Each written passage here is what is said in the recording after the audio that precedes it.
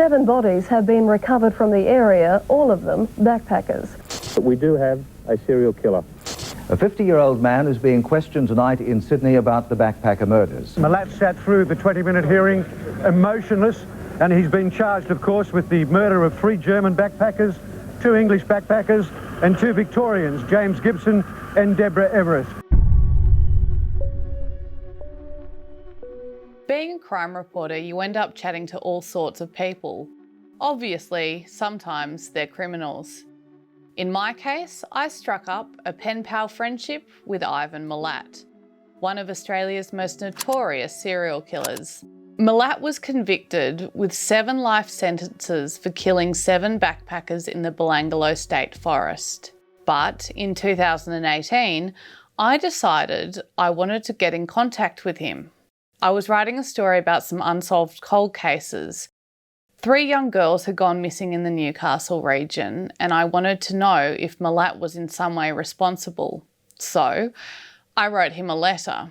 Some time passed and I gave up almost all hope of hearing from him. And then one day, a slightly grubby looking but quite thick envelope arrived on my office desk. And when I turned it over, it was from I.Milat from Goulburn Correctional Centre. I remember unfolding that letter and really paying attention to the handwriting. For a start, his handwriting is super neat. It's all on quite even lines, it's controlled, it's neat. The letters kind of slope all in this kind of orderly direction. I was struck by how neat his handwriting was, and there was something so incongruous about that to me, that this serial killer who had so brutally murdered all these people could have this very neat and almost kind of feminine and controlled handwriting. I remember something I picked up about the language was that he'd often use this quite sophisticated words, but they were put in the wrong context, which led me to believe that he may not have been formally educated, but that he obviously was well read. I can imagine he had a lot of spare time in prison to read a lot of books, and he was now kind of testing out that language, but he just didn't quite get the nuance correct.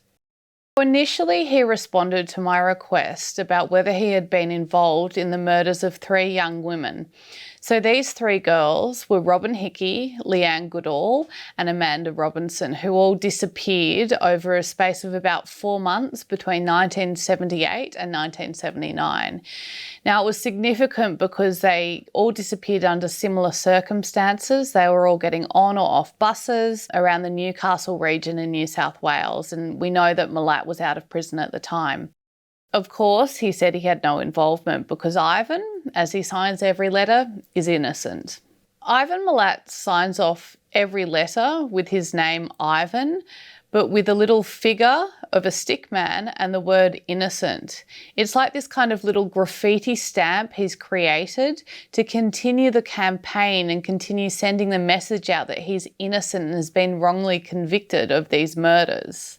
It wouldn't matter what I asked Ivan in our letters, he would always come back answering the question, but including sometimes up to 10 pages, meticulously picking away at the details of his case and arguing the fact that he was innocent and had been royally stitched up by the police and the justice system. Milat denied all involvement in those 3 cases, but I also asked him other questions and we began to struck up a kind of regular communication over letters. He'd kind of write me a letter and ask about why I'd put him in the paper, saying that he was potentially linked to a certain crime. I found that quite interesting. I guess there's not much else to do though in prison other than read your own publicity. So Milat in his letters showed a deep distrust of many institutions, the church, banks, financial institutions, and he supported his distrust of the media by telling me in his letters that Trump, who was the president of the United States at the time, also distrusted the media, which was a good sign that there was something very fishy about it. I'm not against the media. I'm not against the press. I don't mind bad stories if I deserve them, but I am only against the fake news media or press. I found out that he had been having another long-term pen pal, let's call it a romance with a woman, and they had been writing for some time. In that romance, they had talked about all sorts of things, including her pet cat. He writes to her, "It is terribly sad to know that your loved feline friend Violet has passed on. I can understand your feelings over it. Quite intense you had." I mean, to me, that is just out of this world. This is a guy who we know murdered at least 7 young people, and yet he's upset about someone's pet cat dying. One pastime that Milat said he got into when he first got put into prison was gardening. He put so much love and care for it and just really enjoyed nurturing it and seeing the flowers blossom and bloom. He watched a documentary on the prison and saw that the commissioner was saying things about him that he didn't like. Well, as his protest, he decided to stop the gardening. He wrote to me, "So that was it. I immediately stopped doing the flowers, left them there. After a few weeks, management realised that I was not interested in it anymore. So since then, no flowers ever again in our courtyard." Then some of the things he said were just totally random. For example, in one of his letters where he spent a good 10 pages telling me he was innocent and breaking down the minutiae of his case, he then gave me a very insightful piece of advice. Some driving advice. When driving about, if you were to hit a werewolf, don't stop, he writes. I have no idea what he meant, but I've always taken it on board. Eventually, our communication dwindled.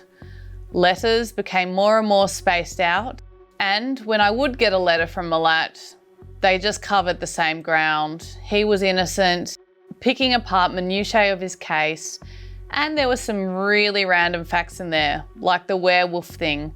Once he started to throw that stuff in, I realised that I was talking to someone that was becoming pretty unhinged. So our communication ceased. Not long after, with his health failing, he passed away, taking, I'm sure, many secrets to the grave.